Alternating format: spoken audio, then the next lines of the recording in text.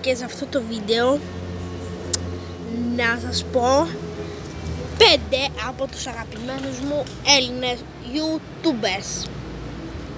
Και με το νούμερο 1 είναι οι YouTubers η Ρεκμή.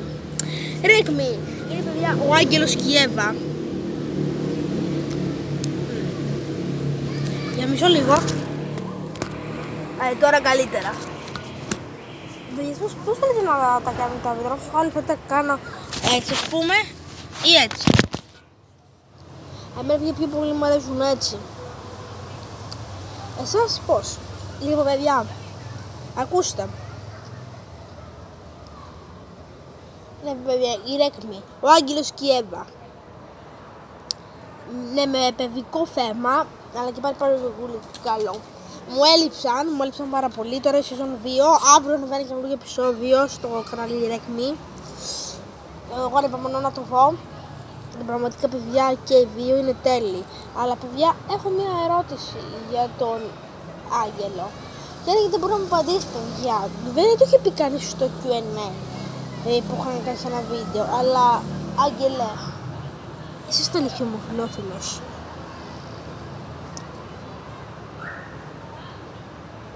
Άμα θέλεις απάντα μου. Ωραία.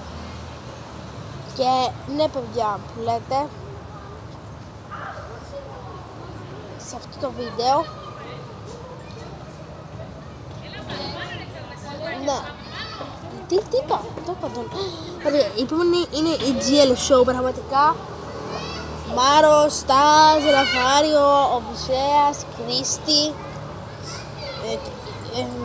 μη Κρίστα, όχι, είναι παιδιά και πραγματικά κάνουν φοβερή δουλειά και για μοντάζ.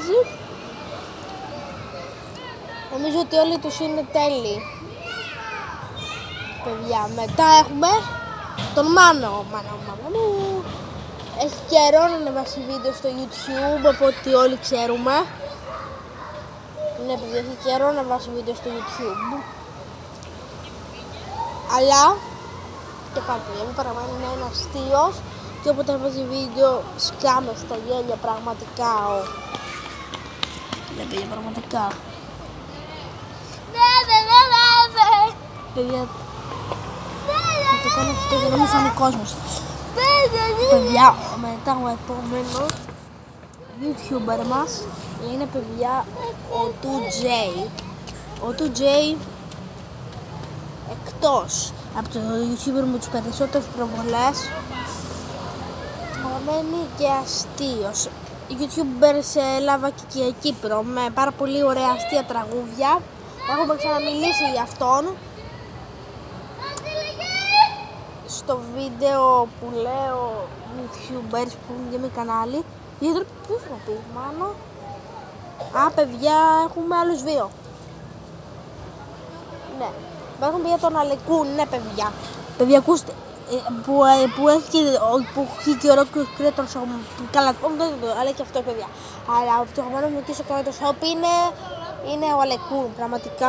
Έτσι το γέλιο, νομίζω το γέλιο, έτσι όπως τα κάνει, έτσι όπως αυτό σου εργάζει. Και ο Αλεκούν σου και σαν μια πρόταση, μπορείς να κάνεις.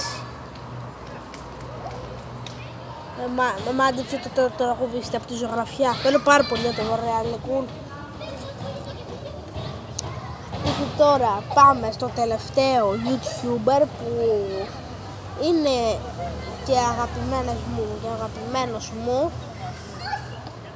Είναι ο Βασίλης Πληταριάς. Πολύ τον ξέρουμε και ως μουσικό, αλλά πραγματικά το τραγούδι για τα πανηγύρια. Όπα, έρχεται για τρελαθώ. Όταν στη Λίβια και χάσα τον έλεγχο, πραγματικά φοβερό τραγούδι. Άμα ενδιαφέρετε μπορώ να το πω και σε τραγούδια καπέλ, θέλετε να το πω.